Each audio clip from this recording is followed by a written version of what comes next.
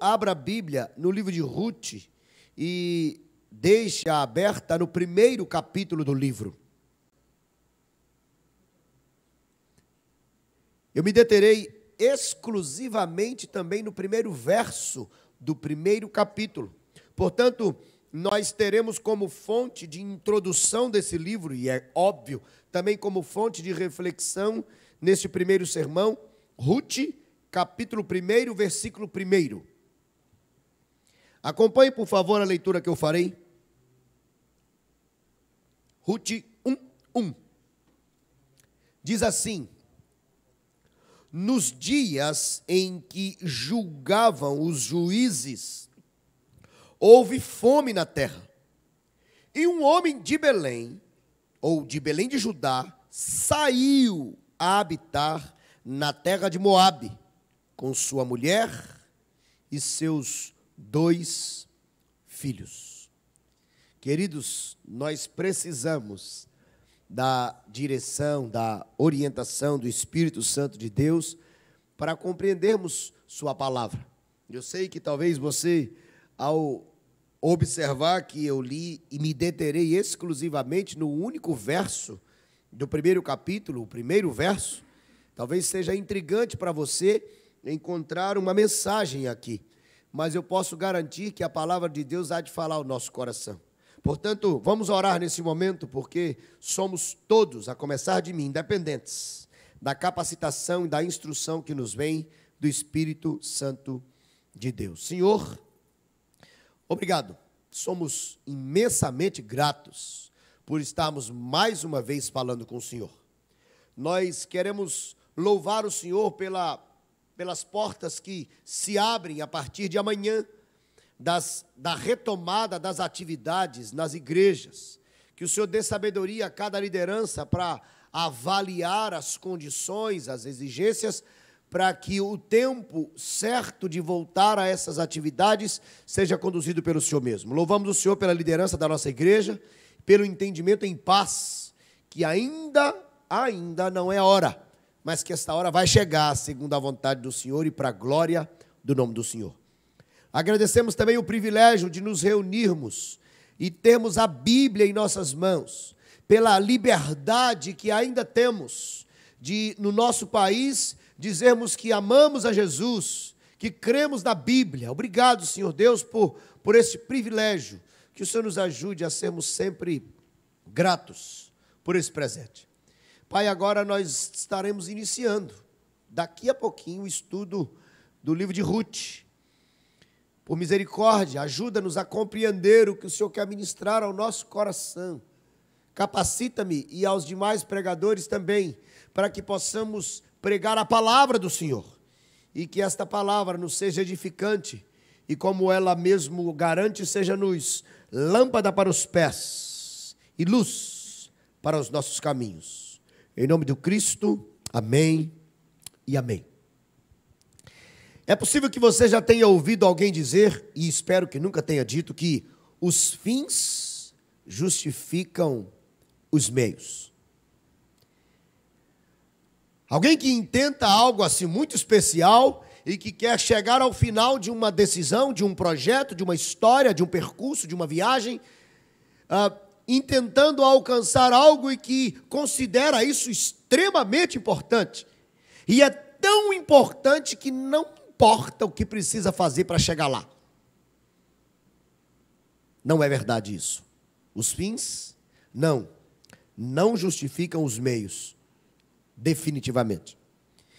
Quando nós olhamos para uma história, e nós vemos nessa história um final interessante, ou um final feliz, nós corremos o risco de tomarmos tudo o que aconteceu na história, as decisões, inclusive as decisões erradas, como certas, olhando apenas para o final.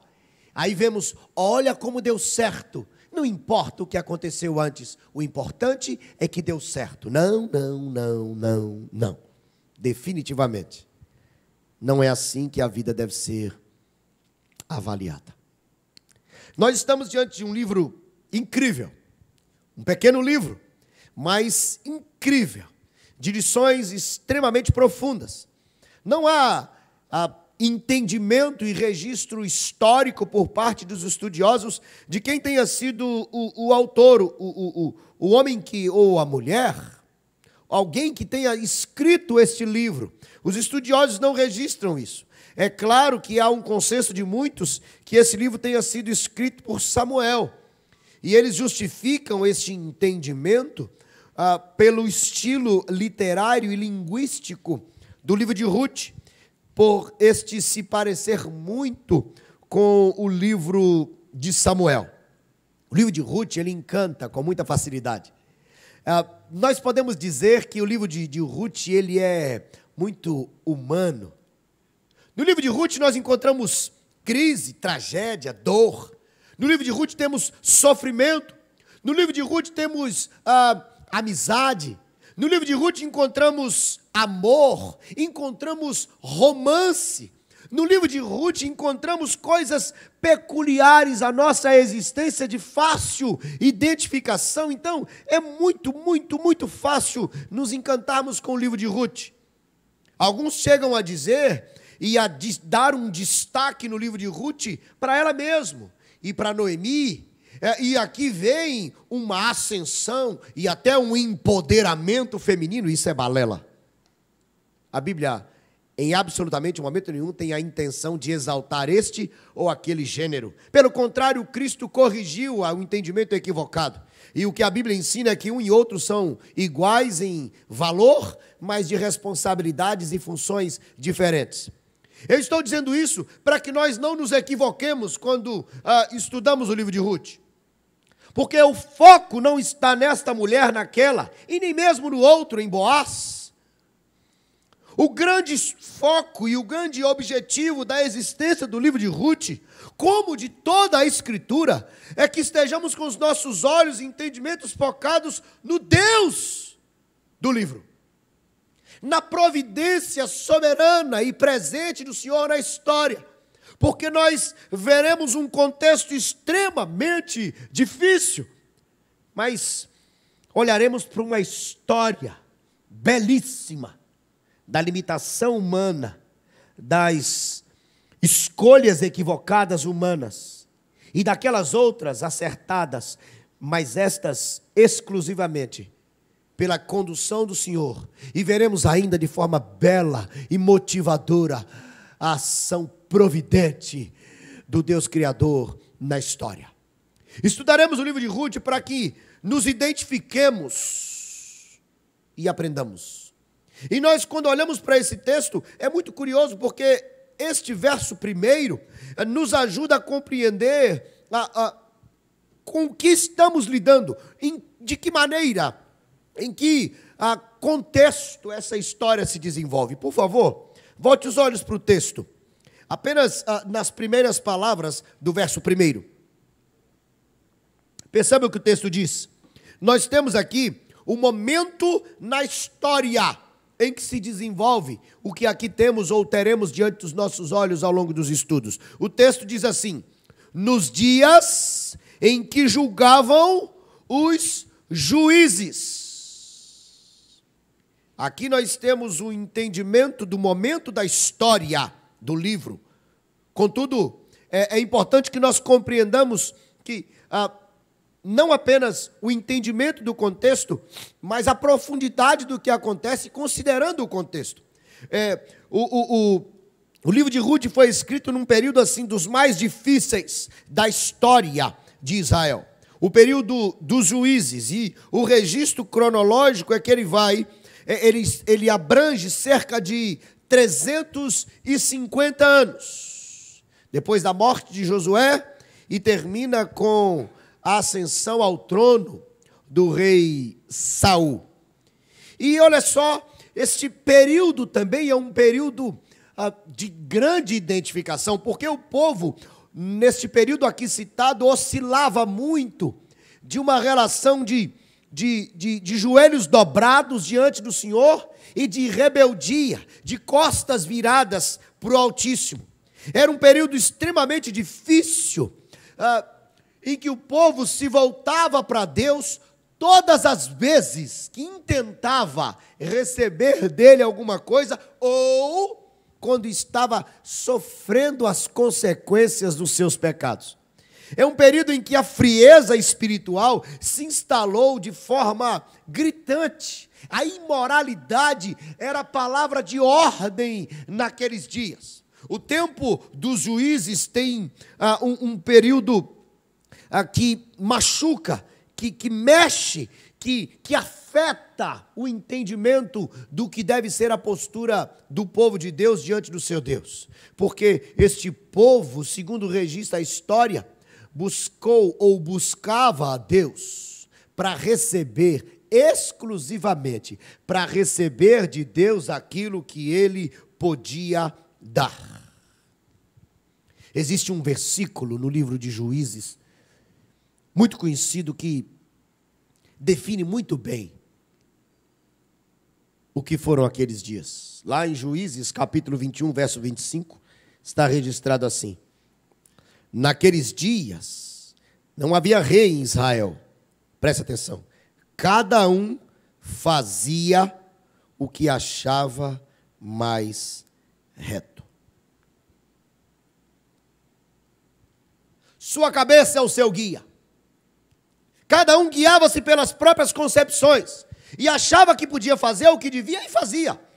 A vida estava desprovida de um líder maior. A vida estava roubada, assaltada de uma submissão àquele único e verdadeiro Deus, inclusive do povo dele.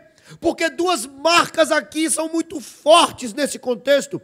A primeira delas, que envolve-se na outra, e a outra que envolve-se nela, é a idolatria. O culto a Baal era predominante. E o povo daqueles dias havia se rendido a esta vida profana e afastada do Senhor. Segundo o que acreditavam naqueles dias, o Baal, o culto a Baal e as relações com Baal eram determinantes para aquele contexto agrícola em que a prosperidade dependia da terra. E acreditava-se também que a relação de Baal com a sua deusa, em contextos de moralidade, era o grande ponto-chave para a prosperidade na terra naqueles dias. E o povo de Deus, inclusive, rendeu-se a isso, a uma prática imoral explícita e pública, afastando-se do Senhor. Trocaram Deus verdadeiro por outros deuses.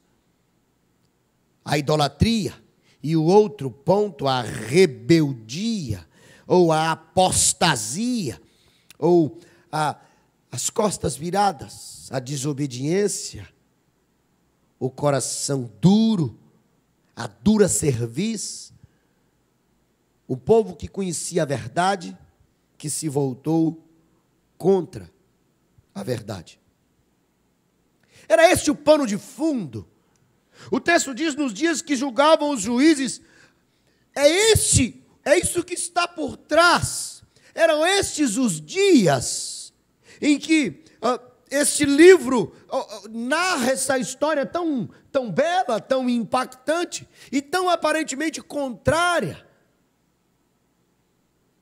a esse cenário difícil que aqui descrevemos. No livro de Ruth, vemos dificuldade financeira, imigração, doença, morte, viuvez. No livro de Ruth temos pobreza, amargura, mas no livro de Ruth também temos amizade, providência, carinho, afeto. No livro de Ruth temos fidelidade, no livro de Ruth temos amor e, acima de tudo, no livro de Ruth temos providência de Deus na história. Nas primeiras palavras, temos o momento da história do livro. Mas nas palavras que se seguem, temos um local da história. Presta atenção. O texto diz assim: houve fome na terra. Houve fome na terra. De que terra que está falando? e um homem de Belém.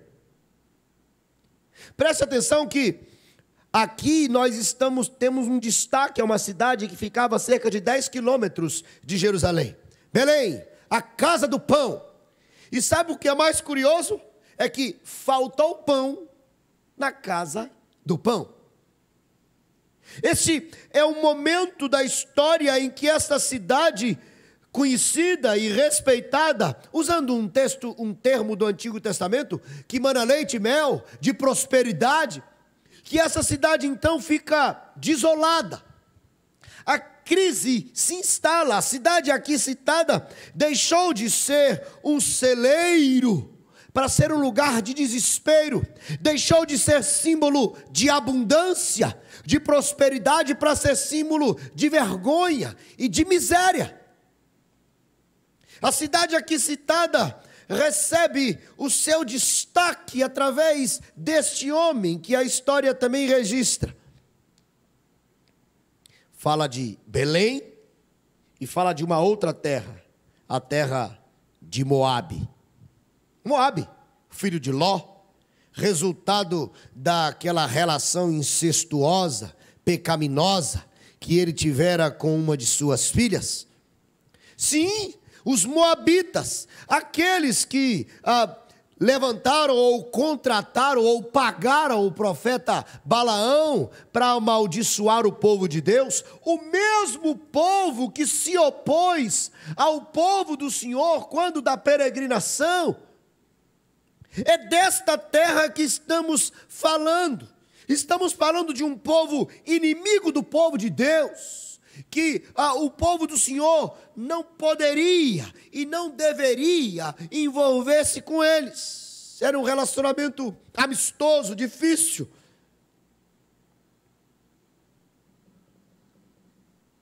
Preste atenção. O texto diz: houve fome na terra. Nesse contexto difícil, de afastamento de Deus, a crise se instalou. O livro de Ruth, ele começa com um cenário sombrio, tenebroso, difícil. Se de repente eu e você que conhecemos a história pararmos para olhar no desfecho da história, quem sabe dariam cenas belíssimas de um filme ou de uma série, o romance que aqui temos, as atitudes de Ruth, de Noemi, a postura de Boaz, aquela apreensão de saber se ele ficaria com ela ou não. Quando nós olhamos para essa história e para o final dela, nós encantamos e podemos perder o entendimento de que nós temos um ponto de partida difícil e que não pode ser desprezado. O livro de Ruth começa com uma crise, com uma séria, vergonhosa e dolorosa crise. O texto diz que houve fome na terra. Esse é o contexto inicial, a partir do outro já explicitado aqui, de afastamento de Deus e de vergonha ante as verdades do Altíssimo. E trazendo um pouco daquilo que encontramos, que envolve o livro de Ruth, eu não poderia deixar de pontuar algumas verdades neste texto, neste único verso, que devem nos servir de reflexão nessa introdução ao livro de Ruth, porque voltaremos ao contexto durante o estudo de todo o livro. Mas neste exclusivo verso, como disse, e o texto diz que instala-se uma crise, eu quero deixar algumas verdades sobre a crise, para servirem da nossa reflexão, antes de entrarmos nos desdobramentos do que aqui está descrito. A primeira verdade que eu quero deixar para refletirmos sobre as crises, é que a crise sempre tem uma razão, uma causa, sempre tem. As chuvas naqueles dias, naquele contexto, ali na Palestina não eram muito abundantes. Então, contexto de seca era muito comum e causava sofrimento. E isso aconteceu algumas vezes na história. Nós temos um registro interessante sobre, nos tempos de Abraão, de Davi, de Elias. Isso agravou-se de forma intensa. Mas a fome, naquele contexto, não era apenas o resultado de uma tragédia natural. A crise que se instalou aqui tem uma razão extremamente mais profunda. Belém e aos arredores, a terra naqueles dias estava sofrendo com aquela crise, com a fome, com a miséria, com os celeiros vazios, como resultado da rebeldia, da desobediência do povo diante do seu Deus. Sempre tem uma razão. A crise nunca se instala sem que algo a provoque. Neste contexto do livro de Ruth, nós temos como causa o pecado.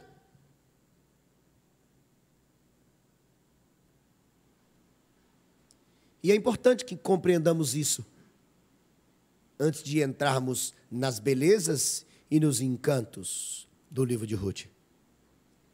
Quando olhamos para a história bíblica, quantos registros podemos fazer de crises e das suas causas? Qual é a primeira crise que temos na Bíblia? No Gênesis. Temos a crise do afastamento de Deus e do próximo e da natureza. Essa foi a primeira. Deus havia estabelecido a regra que não deveriam desobedecer. E tudo estava em paz, em harmonia, e quando desobedeceram, romperam a relação com Deus. Romperam a relação com o próximo, ele apaixonado, encantado com a esposa, agora se dirige a ela ou fala sobre ela, dizendo, esta que tu me deste. E rompe a relação com a criação, e a terra se transforma, e a vida passa a ser diferente. A crise, a maior crise da humanidade instalou-se. A causa? O pecado, que tornou-se a causa primeira de todas as crises com as quais passamos a conviver.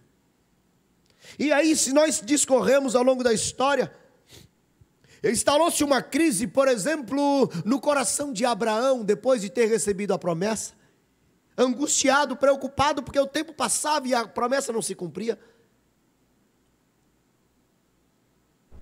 Instalou-se uma crise no coração de José, dos seus irmãos, quando a história é narrada. Lembram-se de Marta e de Maria, que o seu irmão ficara doente, e Jesus soube da notícia e disseram, Jesus, o moço está doente, muito doente. Aí Jesus fala, fica tranquilo, tem uma razão por ele ter ficado assim, a razão é para a glória de Deus. E ele, quando chega lá, Marta e Maria, fala, Jesus, se o senhor estivesse aqui, tinha sido tão diferente. Jesus fala, mas eu estou aqui, gente, você não crê não? Eu creio que lá no último dia, ele vai, não, eu estou aqui, é para agora. Querido, meu irmão e minha irmã, nós temos a chance de pararmos para avaliar quando a crise se instala. Coincidentemente? Não. Não acredito que haja coincidências. Providencialmente, estamos exatamente no meio de uma crise. Por quê? Qual é a avaliação que você fez, se já fez, da razão pela qual estamos vivendo um tempo de crise? A razão primeira, sim, o pecado lá atrás, de Adão, que nos fez conviver com todos os males que nos vieram. Mas depois disso, que conclusões podemos chegar sobre essa crise desta pandemia? Porque Deus está nos permitindo ou nos fazendo passar por isso. Qual é a avaliação que você já fez? Quem sabe o nosso egoísmo, a partir de nós mesmos, das nossas casas, chegando até os líderes mundiais. Quem sabe a desonestidade? Quem sabe a falta de tempo que antes justificávamos assim para não termos bons relacionamentos em casa e por onde passávamos. Quem sabe a ganância humana em querer tirar proveito de tudo, o desprezo e a falta de cuidado com o meio ambiente. Quem sabe? Já parou para refletir a razão desta crise? E daquelas crises internas? Outro dia eu conversava com um jovem, e eu pensei, rapaz, como estão as coisas nesse período? Ele disse, pastor, olha, as coisas lá em casa estão uma crise só. A gente nunca tinha passado tanto tempo junto, e o senhor não imagina o tanto de briga que está tendo. Mas a gente está se ajustando. Por que temos crises? Por que o desespero se instala? Quantas vezes? Por que passamos por apertos financeiros, emocionais? Por que passamos por desafios sociais, espirituais? Toda crise tem uma razão, uma causa. A crise dos dias deste livro foi por causa do pecado, da desobediência, a fome, a miséria, as mortes, as dores ou a dor que se instalou, teve como causa o distanciamento de Deus. Esta é uma primeira e séria verdade sobre a crise. Já identifica a razão desta maior e de outras crises que talvez você e eu estejamos vivenciando?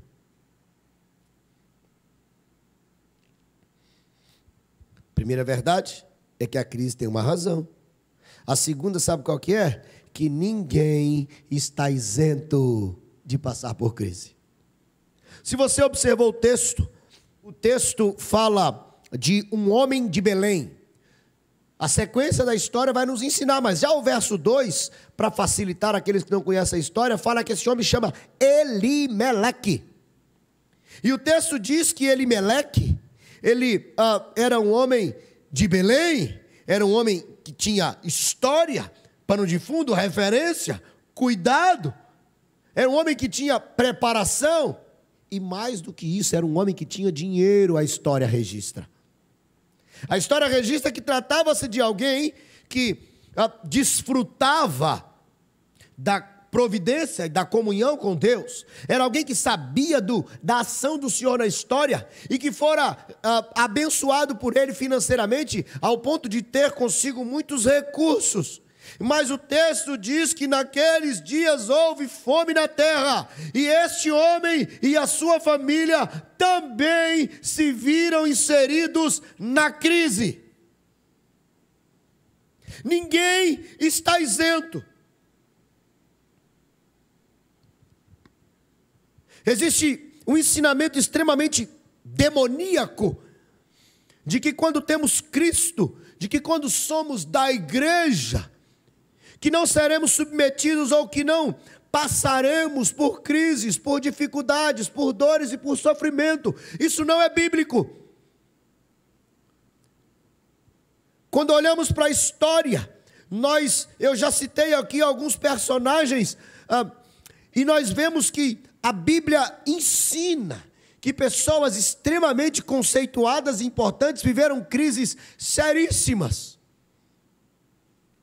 Lembram-se de Nicodemos? Nicodemos era um homem culto, um doutor da lei. Nicodemos tinha o seu conhecimento aprofundado. E um dia de noite, às escuras, ele procura o Cristo em crise profunda e fala: ei, o que eu faço? Como eu devo proceder para conhecer essa vida nova? E Jesus, na minha cabeça, em vez de acalmar a crise do coração de Nicodemos, piora ainda mais, porque ele chega para Jesus e fala: Nicodemos, é simples, você só tem que nascer de novo. Pera aí, Jesus, nascer de novo? Pera. O senhor está falando que eu devo voltar para a barriga da minha mãe, para o bucho dela e nascer de novo? Jesus chega para Nicodemos, essa tradução foi eu que fiz. Nicodemos, você é devagar demais, meu velho, que bicho leso. Você não entendeu? Vou explicar. Vou desenhar. Tem que nascer da água e do Espírito. Pronto, entendeu? Entendi nada, Senhor. É a crise da alma. da tentativa humana de suprir-se, é o vazio da letra, é a arrogância humana. A crise envolve todo mundo. O grande destaque para mim é quando, lá no alto do Getsemane, o Cristo estava orando, sofrendo, e o texto diz que no seu rosto correu gotas como que de sangue. A crise se instala e ele diz: minha alma está profundamente triste até a morte. Compreenda, meu irmão, minha irmã, compreendamos, queridos, que passar por crise é algo que faz parte da nossa história, da nossa existência, e eu vou dizer mais: precisamos das crises. Quando a igreja começou a ser perseguida no Atos, lembra-se disso? Que crise, que loucura, gente sendo morta, gente se perdendo e perdendo suas coisas, atitudes sangrentas, difíceis, por causa do Cristo, a crise se instalou. Mas a igreja cresceu como resultado da crise. O nome do Cristo foi propagado e a palavra se cumpriu. A crise faz parte da nossa história. Nós precisamos parar num contexto de crise e não entregar ao desespero, à ansiedade.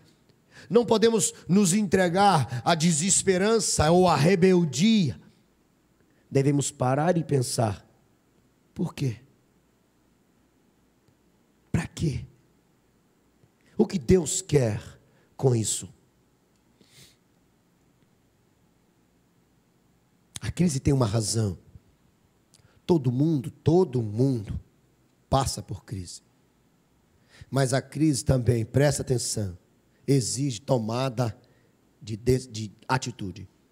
A crise é uma oportunidade. Olha para o texto, versículo 1.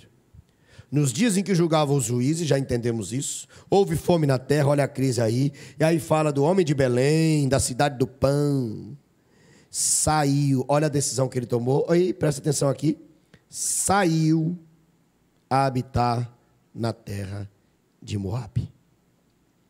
No tempo da crise, conhecendo o Deus da história, da provisão, o Deus da casa do pão, um homem abastado, um homem que sabia da ação de Deus na história, veio a crise e em vez de enfrentá-la com fé, em vez de ter uma postura de confiança, o que ele fez? Ele fugiu. E não importou para onde, porque naqueles dias a terra de Moabe ainda tinha comida. Mas o que nós temos no registro da história é que este homem deixa a casa do pão, porque o objetivo final dele era ir para um lugar onde tinha pão, não importava o meio. E ele então deixa Belém e vai para a terra de Moabe, mesmo sendo o contexto que eu já disse agora há pouco, o tempo de crise era um tempo de tomada de decisão, e ele decidiu fugir. E o que é pior, o texto diz que ele foi e levou sua mulher e seus 2 filhos. Sua escolha, sua decisão afeta também a sua família. Lembram-se que Abraão fez isso e quase que acabou o casamento dele? O tempo de crise é um tempo de tomada de decisão.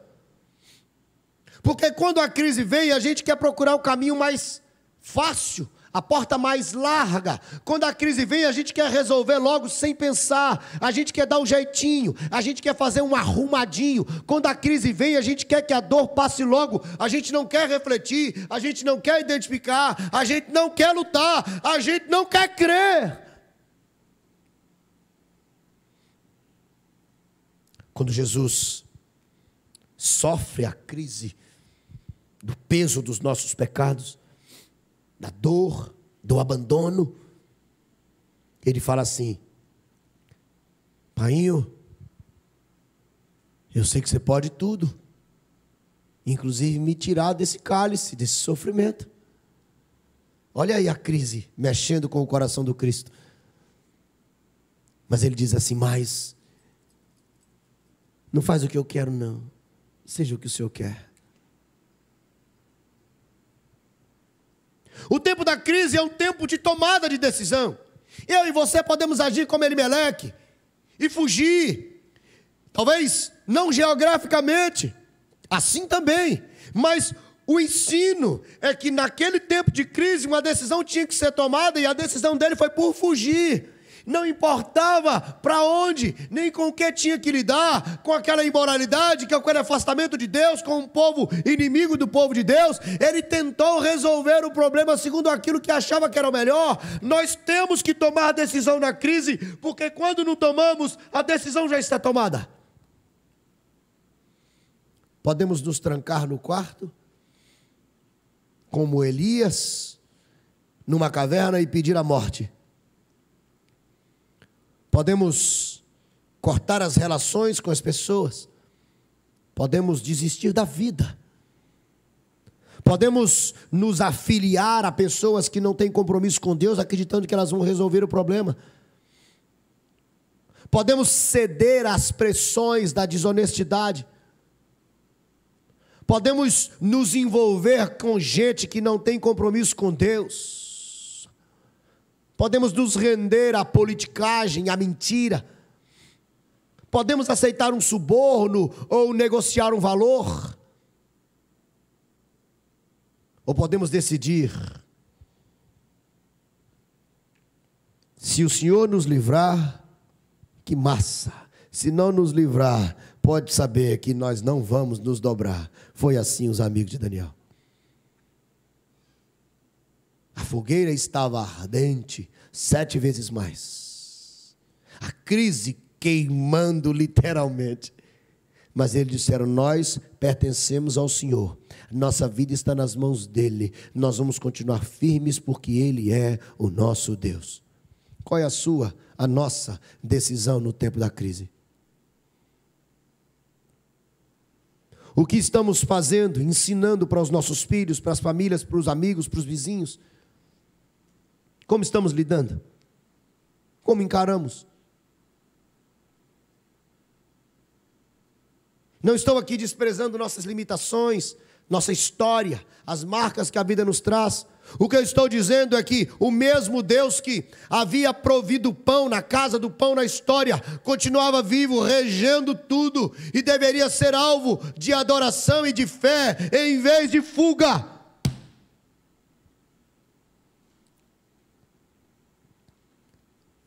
As crises sempre têm uma razão. Vem para todo mundo e exige da gente uma decisão. O livro de Ruth começa e se desenvolve num contexto difícil, doloroso, vergonhoso, mas numa oportunidade incrível de vermos, apesar de nós, Deus agindo na história para transformar o mal em bem. Não para justificar os meios, mas para evidenciar sua bondade apesar de nós. Que nós hoje, e a partir dos estudos que teremos, possamos olhar para o livro do Ruth, para as escrituras, para a vida, para as crises, e enxergarmos oportunidade de nos quedarmos diante do Senhor, corrigirmos o que precisa ser corrigido e confiarmos no Deus da história, que faz com que todas as coisas cooperem para o bem daqueles que o amam, que são chamados segundo a sua vontade. Meu querido, minha querida, que Deus nos dê a graça de, na manhã de hoje, pensarmos sobre a crise, sobre as crises que nos vêm, ou que estejamos convivendo nesse momento, para que, sob a instrução e a direção dele mesmo, o Senhor, possamos tomar decisões acertadas, confiando que Ele é Deus. Que o Senhor nos ajude e que sejamos encontrados fiéis, também em face das crises, porque o Deus continua governando a nossa história. Que Ele nos abençoe e nos ajude. Vamos orar? Talvez esse seja um tempo de você falar com Deus sobre a sua crise ou suas crises. Talvez a rebeldia tenha se instalado no seu coração, dizendo: por que Deus permitiu isso ou aquilo? Por que eu passei por aquela situação? Por que eu estou passando por isso agora? Por que Deus não mudou? Por que não fez diferente? Por quê? Por quê? Por quê? Talvez você já esfriou na fé ou nunca se rendeu a ela. Talvez você está à beira de se entregar por caminhos que sabe que Deus não quer que você trilhe por eles, por causa da crise. Mas eu quero te encorajar na manhã de hoje a ficar na casa do pão, porque o pão da vida garante a providência e aquilo que nós necessitamos. Vamos orar? Feche seus olhos.